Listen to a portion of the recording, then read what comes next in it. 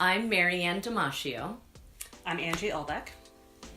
And we, in I think 2011, co-founded a sketch comedy troupe called Stealing from Work. We had noticed that men were present in a lot of sketch comedy on TV and then also performing live. And so we said we wanted to have more of a voice coming from women, so we write everything. We are the producers. And then the cast, we will cast mostly women, and we try to have mostly women on the creative team.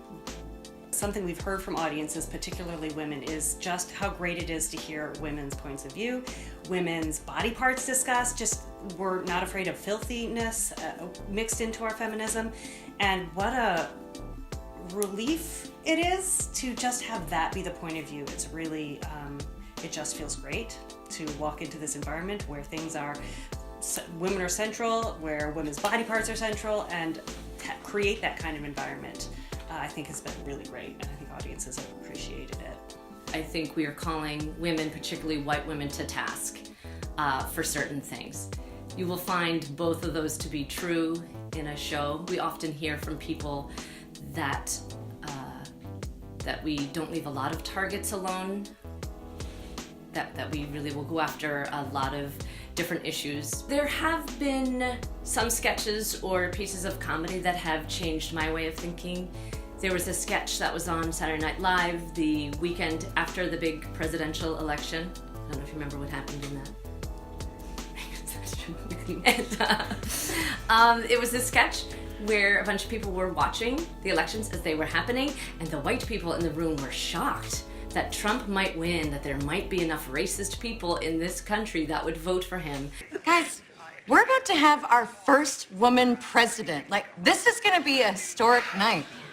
Yeah, it might be a historic night, but just don't forget it's a big country. Yeah, well, of course you won Kentucky. I mean, that's where all the racists are.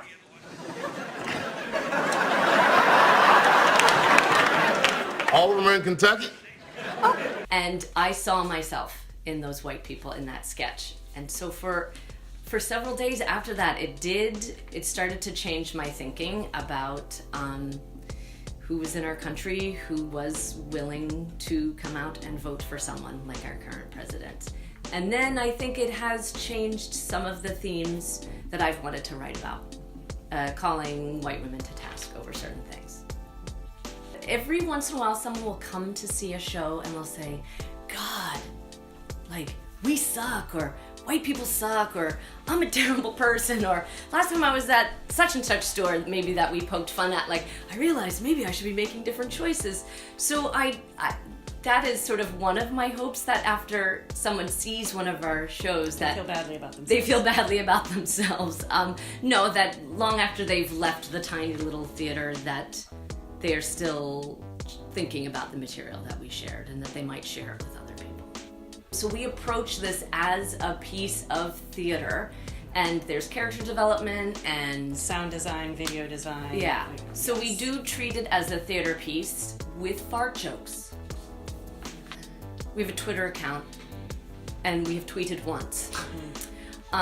So no, I don't use Twitter much. We use Facebook a lot. That is a way that we get the word out about shows, or we share new web videos, or we do some parody commercials or short films. So we definitely use Facebook, but not Instagram or Twitter.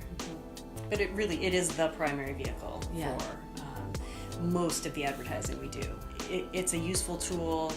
It's directly in our hands. There aren't gatekeepers for it, but it does continue to reinforce the bubble. So the people who see what Stealing from Work posts on Facebook are the people who have liked Stealing from Work on Facebook. It can get the word out so that it can unify people or get people together. So the Women's March, I wonder what that would have looked like 1 or 2 decades ago.